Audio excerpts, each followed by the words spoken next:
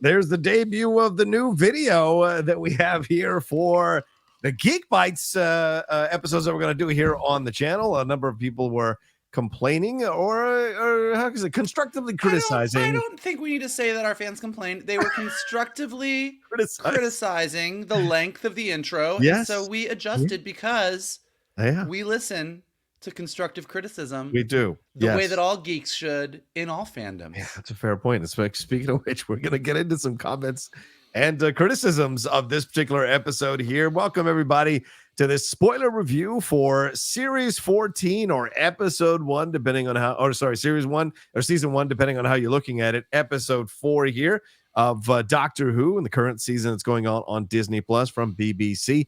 I am the Outlaw John Roker, writer, producer, and host here on the Geek Buddies, and that is Michael Vogel, writer and producer of animated TV shows and movies, where you can see my content on YouTube and Netflix with Strawberry Shortcake, Berry in the Big City, shorts and full-length CG specials. I wonder now that you've started watching Doctor Who, if there's gonna be another season of Strawberry Shortcake, or if you get onto another show, if you'll do a Doctor Who inspired episode. I think would be a lot of fun. Oh, I 100% have already. The second that I watched the specials and then went back and started watching the David Tennant season and the Matt Smith season, I'm already. I kind of put Doctor Who, and particularly with the episode we're about to talk about. I put Doctor Who episodes in the same category of Neil Gaiman fiction. Ooh. Like, I love that's fair. Neil Gaiman and like what Russell T Davies, like the entire Doctor Who vibe of this. The world is just not quite what you think it is, but it's all happening under our noses. There's all this timey-wimey stuff. There's fairy circles. There's magic. There's all, like, I love that kind of idea. So the second that I started diving into Doctor Who, it started opening up a whole bunch of like, I need to write my timey-wimey Neil Gaiman type of thing. So yes, it has absolutely inspired me. I mean, Dr. Blue coming in on a blueberry. I'm just throwing it out. Shanon's not here today, and I thought we were going to avoid things like that. But okay, fine. Well, all right. So we're going to get into it here. Episode 4, 73 yards. This is a classic, and by classic I mean new classic Doctor Light episode. This is a characteristic of the new Doctor Who since it's come back with Christopher Eccleston, that you have these occasional episodes in the season of a show, of a Doctor Who season, where the Doctor is either barely in it or not in it at all. And this follows in the grand tradition of a few of those episodes we've gotten over the last few years. Peter Capaldi had a really famous one way back in the past as well. And we're jumping in to this one, 73 yards here, written by Russell T Davies, directed by Dylan Holmes Williams. And this one is an interesting smashing of genres here, Michael, that I thought was fascinating to watch. I really enjoyed this episode. Yeah, I had questions. Yeah, I had some criticism. We'll get to them a little bit later. I'm sure you have a few as well. But overall, the horror aspect of this in the first 20 to 30 minutes, old school folk horror, slamming into, in essence, a Dead Zone remake, for those who've seen that movie, The Dead Zone, and then ending it with this bootstrap situation here at the end, was a fascinating episode and story to tell here, focusing on Ruby Sunday and her being lost in this timeline and being pursued by a woman who is 73 yards away, an old woman who we find out, of course, at the end of the episode, who that woman is. And she ends up having to deal with this woman for 65 years and uses it to stop a nuclear war from happening in 2046. So, Mike, your overall thoughts on this episode and the storyline, the overall storyline that we got here in this episode of Doctor Who? Well, I mean, I had a blast. I'm watching it with our good buddy Paul, who has recently jumped on the Doctor Who bandwagon, and so I've been watching the episodes with him. So we watch it together, and as much as I am a newbie to the Doctor Who universe, I am now enjoying introducing other people to the Doctor Who universe. And after he watched, the first few episodes of this season, we got to this one, and he was like, "What the fuck even is this show?" Like, what is it? And I'm like, that's what's fun about it, is like every week you're kind of like, I don't know. We're going to have vampires in Venice. We're going to meet Van Gogh. We're going to do weird shit. Like, you never know what you're going to get. And so I thought this was really fun. As I already said, I'm a big fan of Neil Gaiman's body of work. So anything that ever deals into like fairy folklore and the supernatural and magic, I'm always just very, very intrigued by. I love a good Twilight Zone-esque style horror thing. So like where this thing kicked off, I mean, it was just so moody, so interesting. It played with the conventions. It didn't answer a lot of questions. Like you kind of leave this episode and you're like, all right, I want to know this and this and this and this and what. And time will tell. Like, you know, what a lot of people are saying is, does this episode really tee up a lot of what Ruby Sunday's powers are? And once we get to the end of the season, we're going to be like, oh, now I understand. Or is this going to be one of those episodes that never really answers all the questions? And the spookiness of that is kind of interesting. Like what I likened it to, I was talking to somebody about this, is Blink. Yeah, they're very much so. Like Blink is a great episode, and everybody loved those angels. And then the angels got used again and again and again. And at a certain point, the angels become less scary. Yes. And I think that what's interesting about 73 Yards is, even though we learn at the end that the old woman who's 73 yards away is older Ruby, there's still a lot of unanswered questions that keep it really spooky and scary. Yeah. And I kind of like that.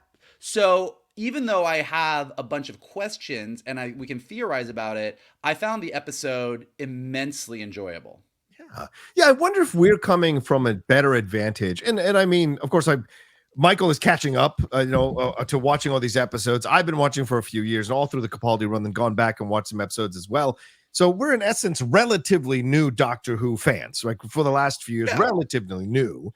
And so I think for us, there isn't that sense of like, you're violating the code, you need it. And I know there are some Doctor Who fans, hardcore Doctor Who fans, who are really not liking some of these things that are happening this season and are starting to get frustrated because they're having these questions, they're having these setups, but they feel like they're not getting these payoffs. But I think for us, we're still caught in the faith that Russell T Davies is going to pay it off. And he has paid it off numerous times when he's been a showrunner with Doctor Who before. So I'm in a place of like, this was a fascinating episode.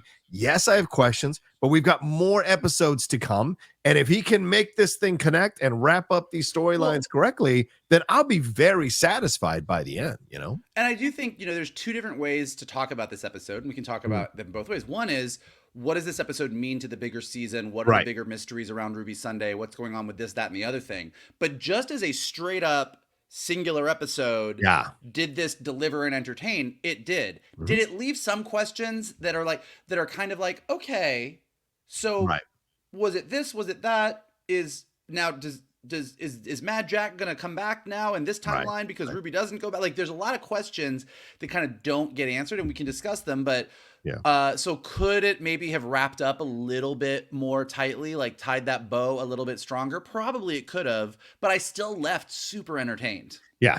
And I like the main event story, the main storyline here. And let's get into it. I love the idea of Ruby Millie Gibson getting a chance to shine here. Mike, as I asked you last week, you're a showrunner.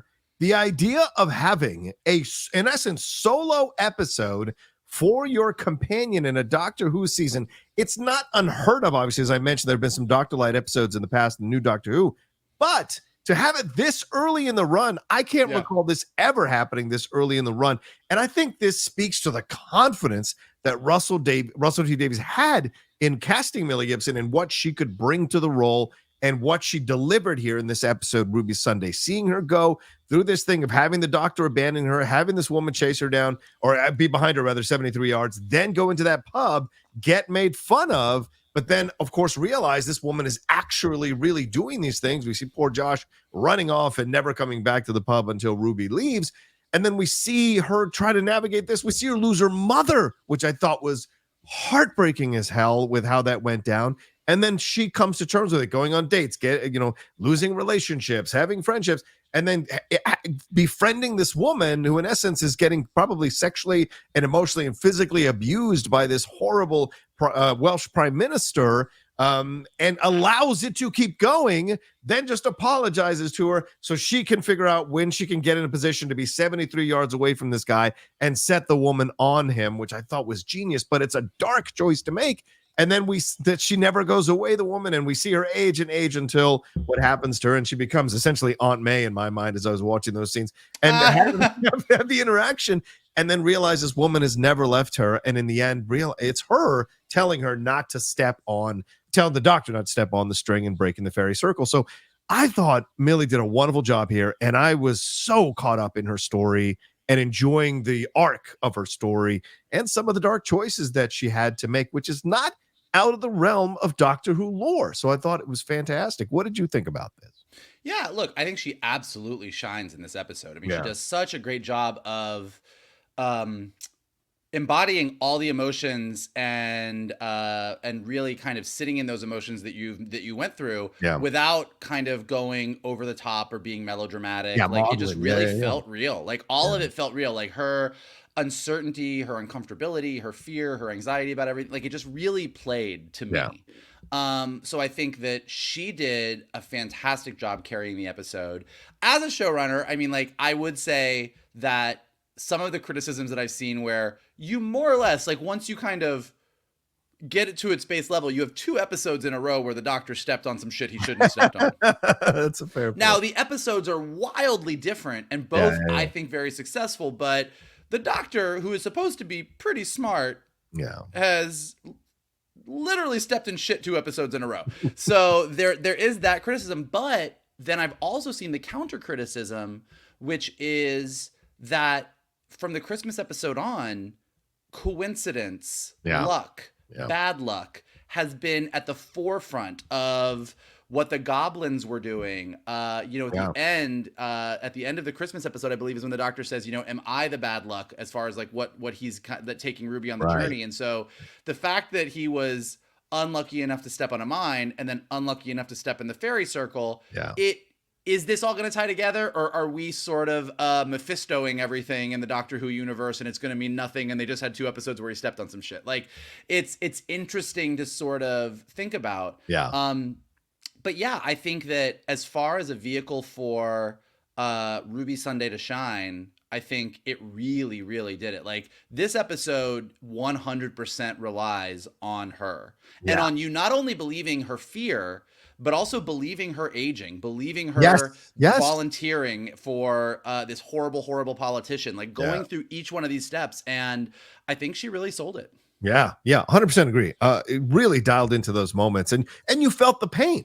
Right. And also the symbolism of this idea, right? This woman standing there 73 yards away from her constantly. The visual of this is so striking. And if you watch it and go back and watch the episode, I don't know if other people caught this, but like it would pan back to Ruby, and Ruby was sitting in the Welsh countryside with beautiful flowers and the vegetation all was green and wonderful. Then she'd see this woman and she's standing there where all the weeds are dead and you see the tree there. So clearly this idea of symbolizing death, symbolizing a nuclear fallout, symbolizing the end of the world, and you have the Doctor betray that or accidentally reveal that. We don't know. The questions we don't know. Did he stage all of this so that Ruby would go on this adventure to stop this guy? Because she just casually mentions Robert Ap William like it's no big deal.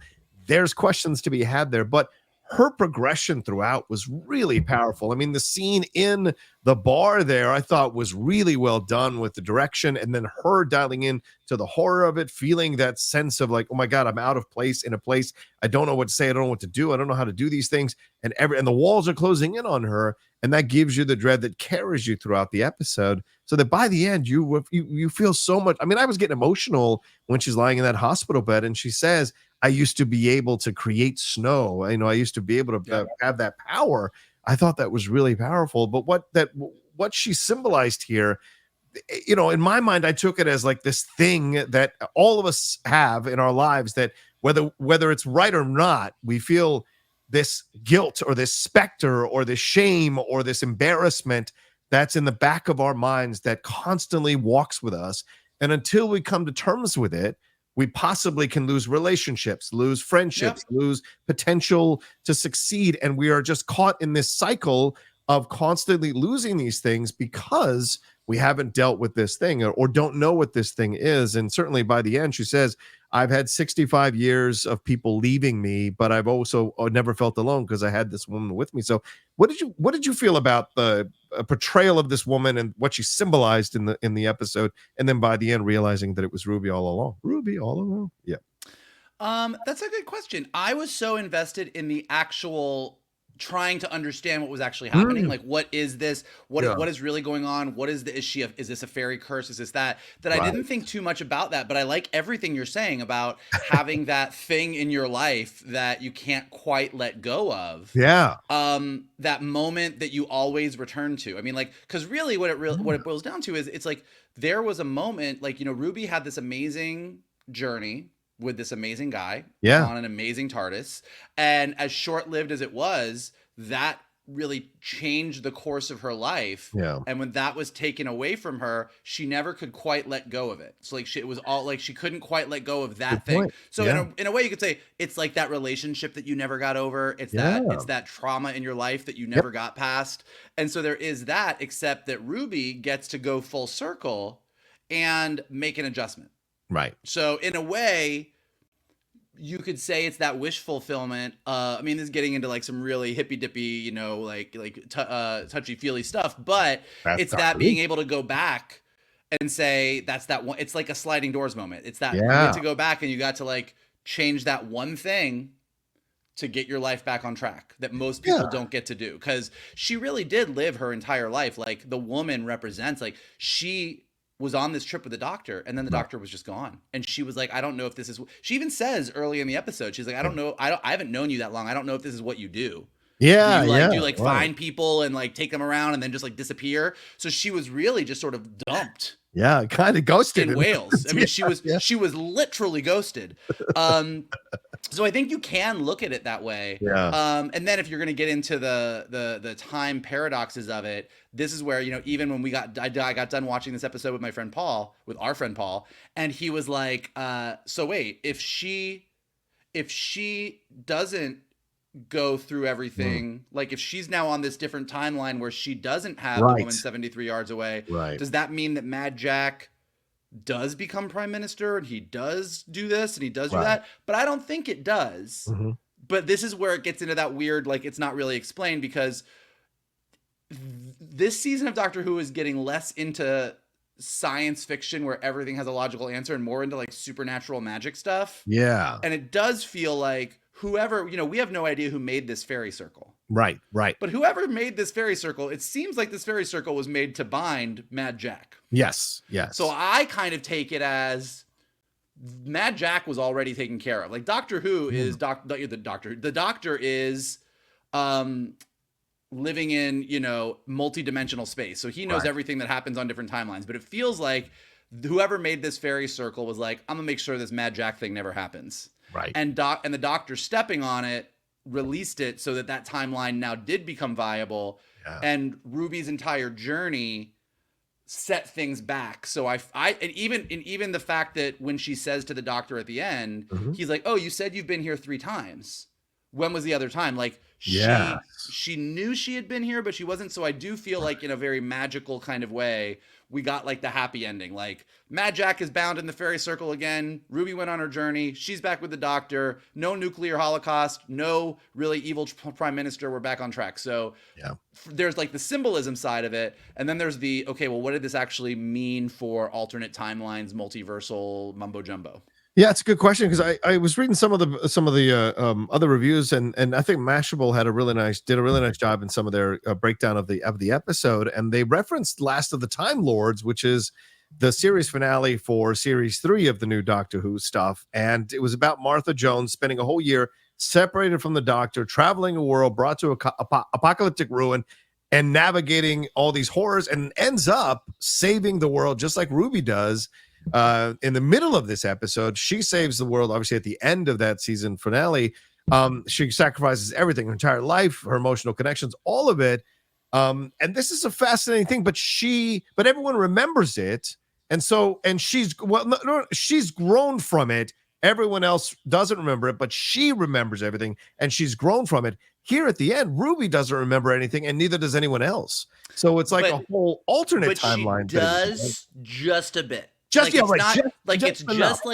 not that she goes right back to I've been here twice. Right. I've been here 3 times. And he's like, oh, what's the 3rd time? And it's like, Right. So it's there, but it's not. And I love shit like that. Like honestly, like I'm such a nerd, and you know, if you guys watch our weekly shows, you know, like when it comes to the MCU or Star Wars or whatever, I'm like, well, this needs to track, it needs to make sense. This was like a big hole, whatever. Right. But with Doctor Who, it bothers me a little bit less. Yeah. I also think this is another thing that I know that people have been writing about, and I was reading some of the reviews and I see what people are saying on Twitter.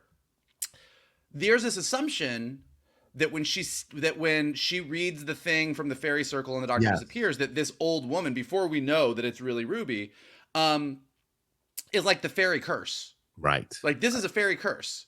But if it's really Ruby, like all the things that happen, it's like this really leads into what is the mystery of what are Ruby's powers. Right. Like it does snow.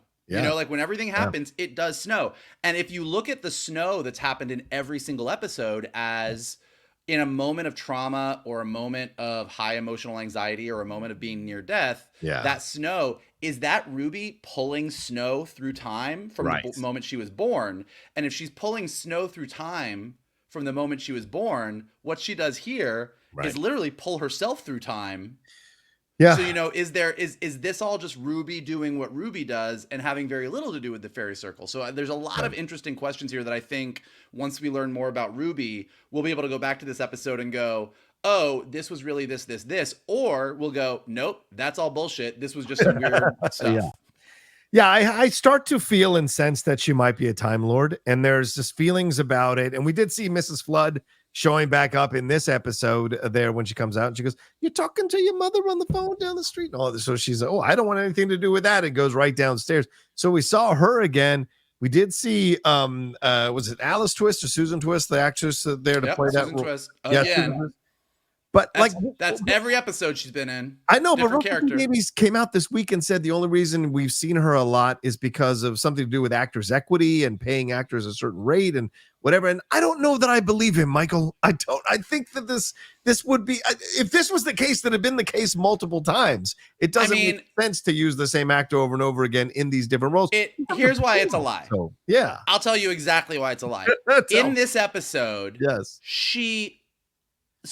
Ruby literally says, "Yes, have I met you before?" Yes, like they have an interaction that is literally, "Oh, are we? This is, you seem familiar." So this isn't just it's just we just keep using her because of union reasons. Like she is. Not only is she very clearly featured in every episode, but she's featured in a way that, as I said, like Ruby, it's been brought up at this point. Yes, right. Now it's meta now because she's aware of it, right? Yeah. So it becomes a thing where, well, if she's aware of it, even like the Doctor. Now, look, the Doctor definitely saw her in Boom, right? Because he's literally looking at the ambulance, and she is the image. But in the Beatles episode and in the Space Babies episode, he's very specifically looking away. Yes.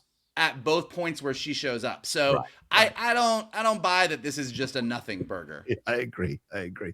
Well, let's get to a little bit of the criticism. I will say this, Michael, the Roderick Williams thing, obviously it had shades of The Dead Zone. For those who've seen that or read the book, the Stephen King book, you know, Martin Sheen, a very young Martin Sheen, plays that in the Christopher Walken movie. It's a fantastic film that you all should watch, directed by David Cronenberg. But in essence, this is a politician gets introduced in the last 20 minutes of the episode. He is obviously name dropped by the Doctor at the beginning of the episode, but we finally get to meet him.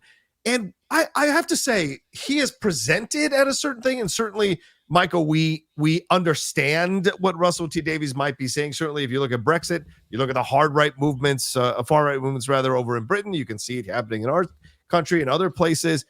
You know what this person is, and the fact that he's going to launch the nuclear weapons gets revealed.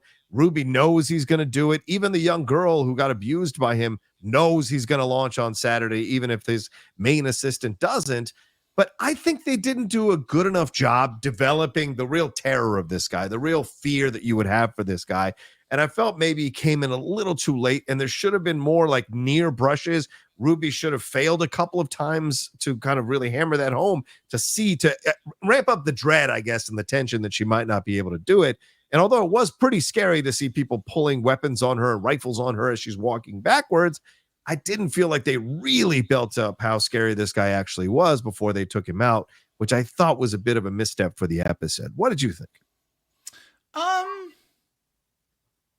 I think there's probably ways that they could have done that. I don't disagree that like he was like he served his. Here's where I kind of I like the counterbalance of that is he served his purpose. Sure. Yes. Like absolutely. the terror of this episode is not this guy. Right. The terror of this episode is this really scary thing that is 73 yards away from you that you have no idea what it is that has like upset your entire life. And the fact that she then used that for a positive purpose and kind of had a turning point with it, like he serves his purpose from a plot standpoint. So I don't know that he needs to be more fully like I got it. He was a bad dude.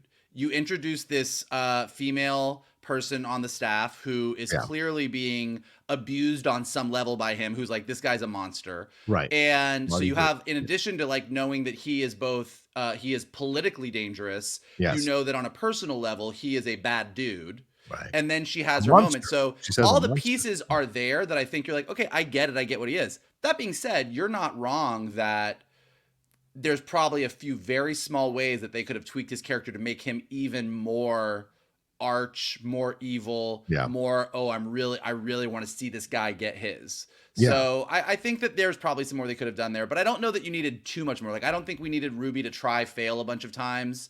Like, I think that like you sort of just saw this is what's going, but this wasn't the big finale of the episode. The finale of the episode is her going all the way to death. Like, because it happens. It would be one thing if that moment happened, and the moment that happened is when all was revealed and everything. Like, you did your job, you did the thing, but like it happens. She thinks this is what it is, and then that person, her shadow is there, 73 yards away for the rest of her life. Yeah.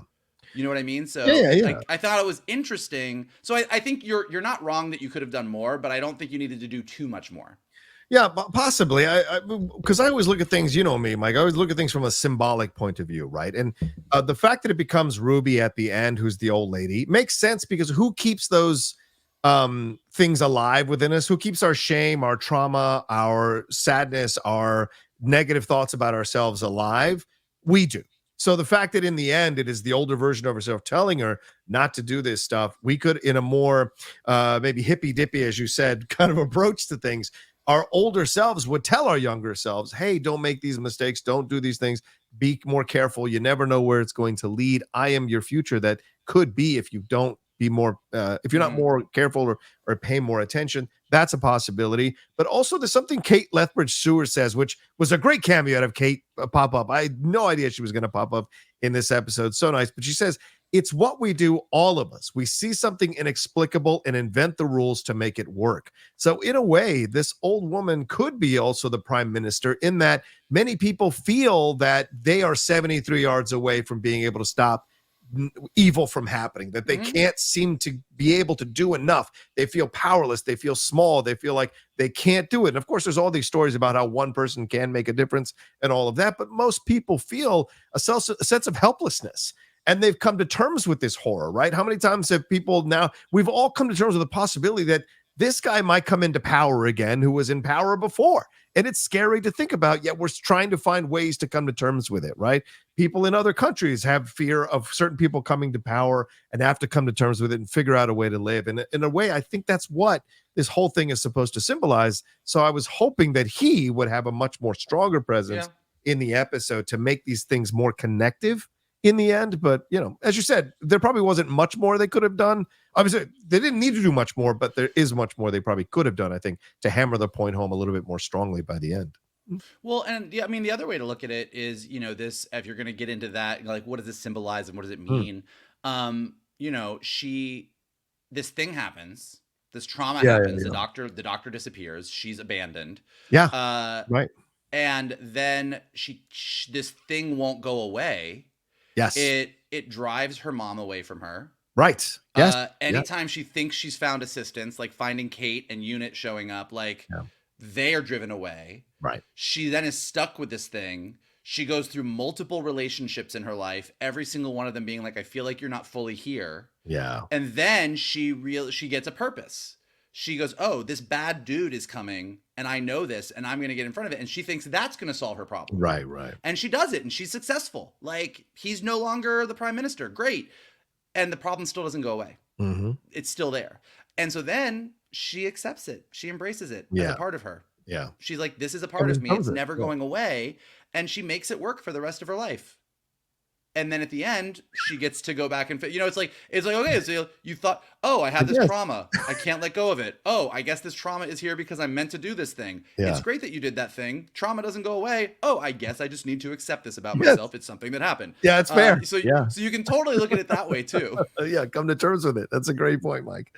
I know we're 30 minutes. We should probably wrap up here because we don't want to go as long as the episode. So, Michael, anything else we missed? Did you want to hit on before I get to the Easter egg? Two things I want to hit on that I think were really great about this episode. One, in general, and again, I am new to the Doctor Who universe, but based on what people are saying, like, it does seem like this season is leaning much more into the magical and supernatural. And Kate even says that Unit is leaning more into the supernatural. She literally says, and a lot more supernatural. It seems like that's the way things are going these days.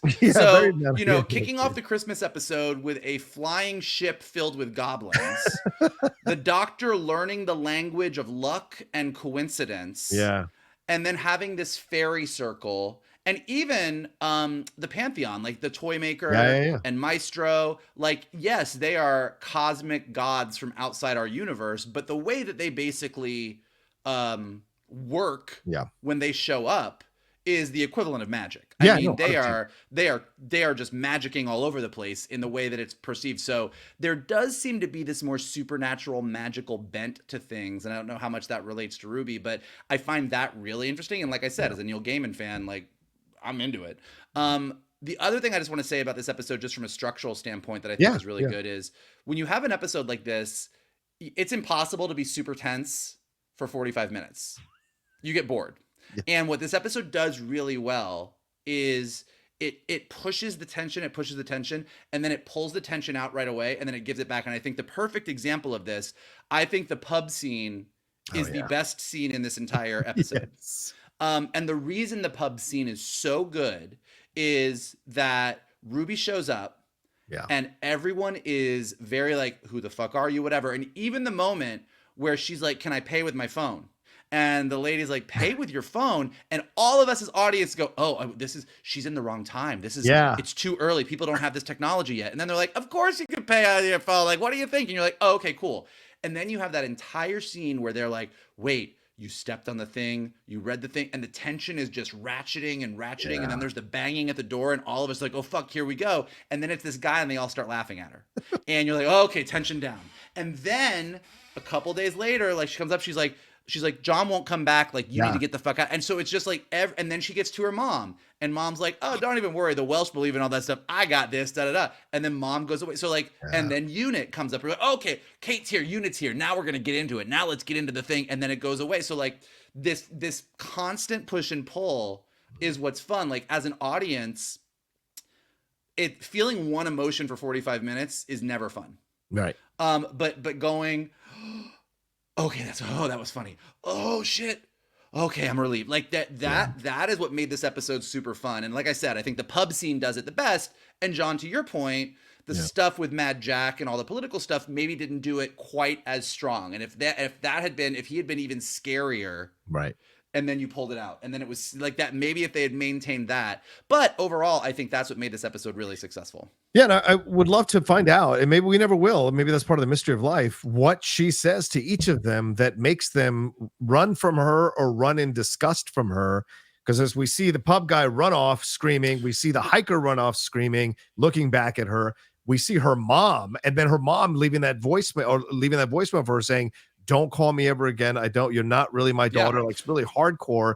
And then who else and the politician running off. So we don't know what they said, but in essence, maybe she said some horrific stuff about Ruby so that people would never get close to her, so that she could carry out the thing against the prime minister. But then why does she say the thing to the prime minister to make him run off? So there are questions. That's really, so I mean, I think it works really well in the moment. Right. But I think a valid criticism is, once you know that that's old Ruby, what the fuck would old Ruby say to her mom to make her mom go, get the fuck away, never come back? Like there's that one bit of it where you're like, it works really well in the moment of, oh, this is so horrifying that anybody who gets near her runs it. Like this is a right. But like, what really is that?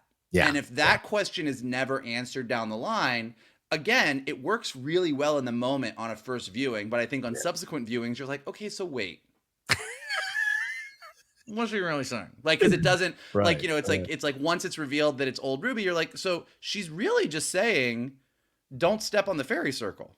Yeah, basically. It seems like that. So if somebody goes up and she's like, don't step on the fairy circle, how does that lead to, I'm not your mom. I was never your mom. Your real mom didn't want you either. You're like, okay, well, that's very aggressive. Yeah. So where did that come from? So yeah, it is an interesting little thing, but like I said, in the moment it's scary. But yeah, like I don't quite. That's where you get to the end, and there's a couple things that you're like, this doesn't wrap up in a bow. Quite enough of the curl. All right, let me hit real quick the Easter eggs, and then we'll get on out of here. This is the first Doctor Who episode in its 60-year history to omit the title card altogether, which is pretty insane. That's never happened before. We've seen these horror episodes before. Peter Capaldi had that found footage episode in 2015. Sleep No More, which of course was referenced in the Space Babies. And so this is so interesting. And Doctor Who also references 2008's episode Turn Left here, and how it's exploring these things with Catherine Tate entering into an alternate reality in that episode where she never meets the Doctor and wasn't able to save his life at their first encounter in The Runaway Bride. So there's elements of that here as well. As I mentioned already, with the other thing with Donna, with the Rogers there, all of that I mentioned earlier. But here we go. Years and Years also has a future fascist prime minister, and it's played by Emma Thompson. So go back and watch that episode if you guys want to find that episode, which I think was on HBO. So that's a fascinating part of this as well. William, the Welsh prime minister, is leading the party. It's the Albion Party, which is an ancient Celtic name for Britain. It's also a mythical giant in William Blake's writing that has become a sort of cultural handshake among neo-fascists longing for the return of the old times, essentially make Britain great again in that way. And also it has references here to some of the stuff in Torchwood, including the goblins and, the fairies and a fairy circle. So Torchwood, which I think was a spin-off of Doctor Who, which I never watched, but that part of it has elements here as well.